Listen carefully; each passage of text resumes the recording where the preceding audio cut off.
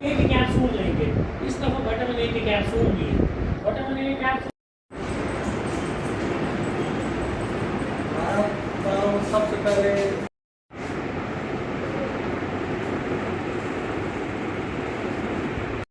खा सकते हैं, दवाई ले लेंगे, उसके बाद बुला लो, फिर क्या करेंगे?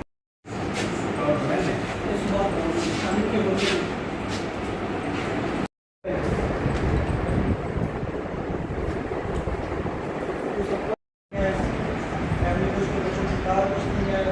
पहले कपड़े डालने हैं, फिर फिंगर मार्किंग करनी है, फिंगर मार्किंग के बाद डोर मार्किंग करनी है, डोर मार्किंग के बाद गाड़ी शीट। तो जब भी हम वैक्सीनेशन करेंगे तो सबसे पहले हम क्या करेंगे, उनको